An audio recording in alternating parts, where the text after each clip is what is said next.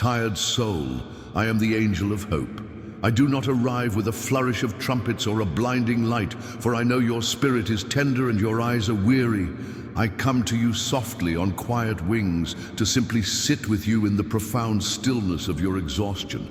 I am here to be a sacred witness to the immense weight you have been carrying. It is the invisible burden of silent battles fought, of relentless worries that circle your mind in the dead of night, of dreams that have been deferred for so long they feel like ghosts, and of navigating a world that constantly demands more energy than you feel you have to give. This is not a simple physical tiredness. It is a deep, soul-level fatigue, a spiritual burnout that can make even the act of breathing feel like a conscious effort. It drains the color from your world, muffles the sound of joy, and makes hope feel like a cruel myth told to other people. My first and only purpose in this moment is to validate your experience. Your weariness is not a failure. It is the honorable exhaustion of a warrior who has been on the front lines for far too long. You have permission to be this tired. You have permission to stop pushing. I am here to hold a safe and sacred space for you to simply be. If you feel this deep weariness, give yourself permission to rest by commenting, "I am ready to receive rest." You live in a civilization that worships productivity and glorifies the hustle. In this context, the act of consciously and deliberately pausing is one of the most radical and spiritually defiant acts you can perform. Your beautiful soul is not a machine that can run indefinitely without consequence. It is a living, breathing garden. And every garden, without exception, requires periods of dormancy, of quiet fallowness, in order to regenerate the life force needed for the next season of blooming.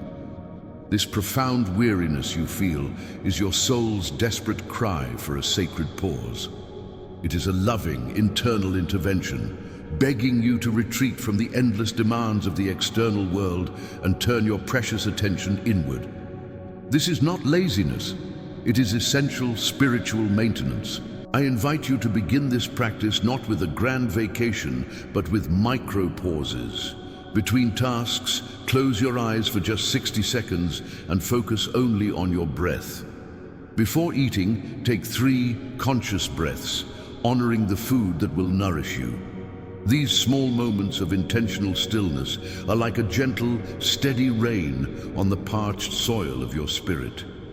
They begin to refill your inner well, drop by precious drop. Subscribe to this channel for our Sacred Pause series, offering short, guided meditations to help you weave rest into your busy life. When you are lost in the deep valley of exhaustion and despair, it is impossible to see the entire path that leads back to the sunlit peaks. The very thought of that long journey is, in itself, exhausting. The secret to rekindling hope is to stop looking for a blazing bonfire and to start training your eyes to see a single tiny spark. I invite you to become a collector of glimmers. A glimmer is a micro moment of goodness, beauty, or peace that still manages to penetrate the fog of your weariness. It could be the unexpected warmth of the sun on your face on a cold day. It could be the genuine kindness in a stranger's eyes. It could be the way your pet curls up beside you, offering silent, unconditional love. It could be a line in a song or a sentence in a book that resonates with your soul.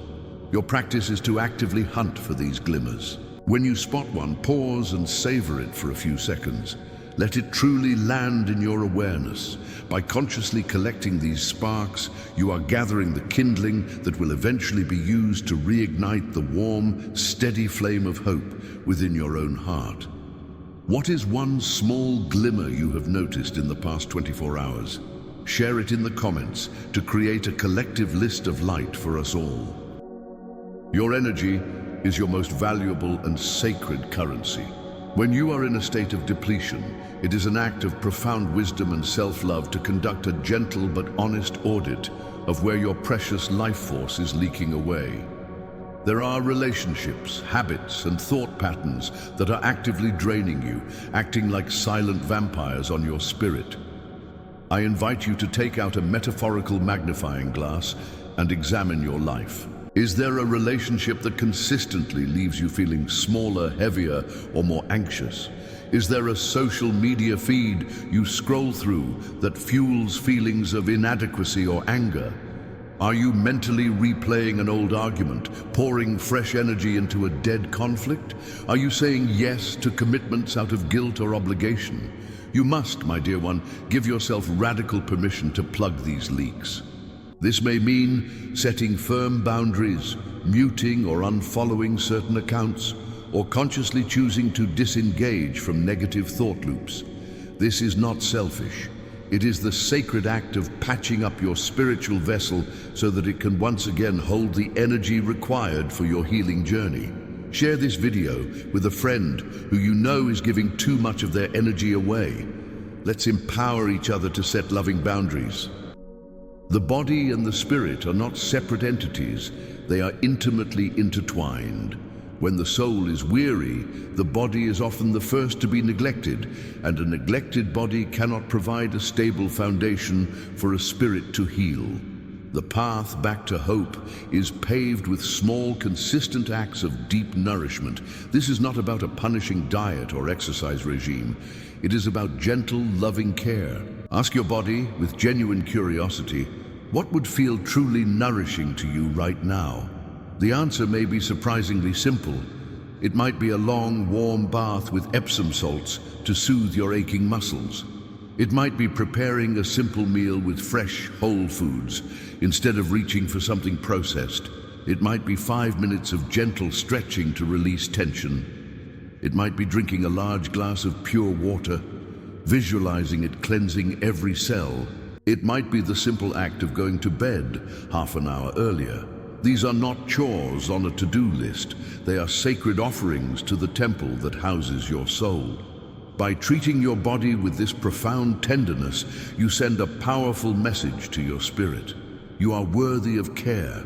You are worth the effort of healing. Click the notification bell for our nourishment notes, offering simple weekly ideas for caring for your mind, body, and spirit.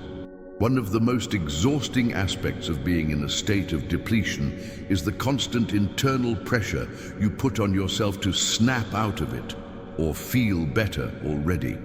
This self-judgment, this impatience with your own healing process is like adding a heavy backpack to a climber who is already struggling to ascend.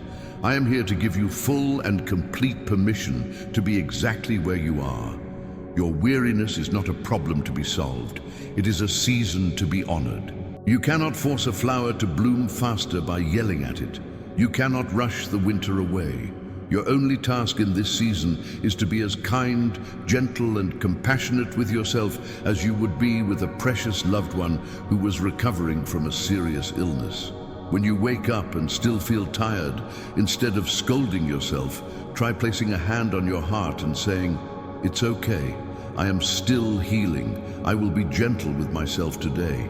Releasing this pressure to perform or to be healed by a certain deadline is a profound act of grace that creates the very spaciousness your soul needs to finally begin to mend.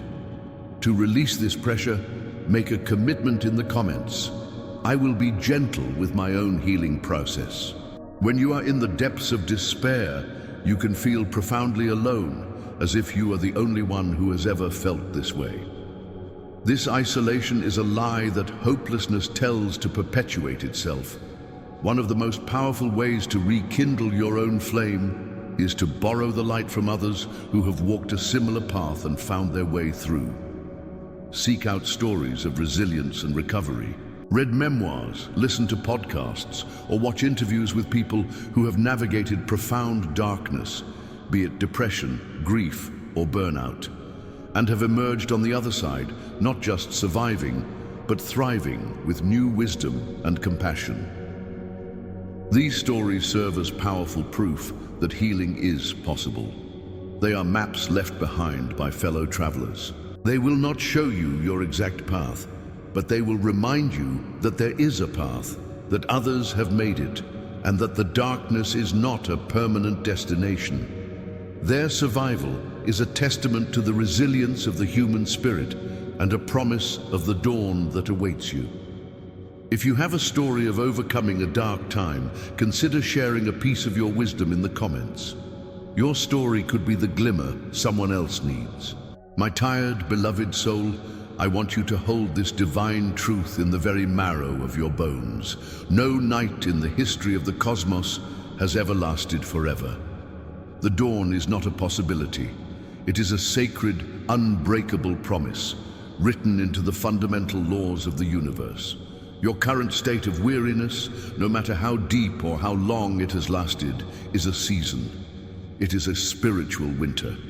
And just as surely as spring follows winter, your energy, your joy, and your hope will return. You do not have to fight for it or force it into being. Your only sacred task in this winter is to rest, to be kind to yourself, and to trust in the cyclical nature of renewal. Surrender the struggle. Allow yourself to be held in this fallow period, knowing that deep beneath the surface of your consciousness, your spiritual roots are gathering strength for the spectacular bloom that is to come.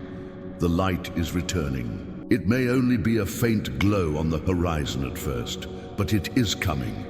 Have faith in the dawn. I will sit with you in the darkness, holding the candle of hope for you until you are strong enough to hold it for yourself once more. To anchor this divine promise in your heart, comment with this simple, powerful affirmation. I trust in the dawn.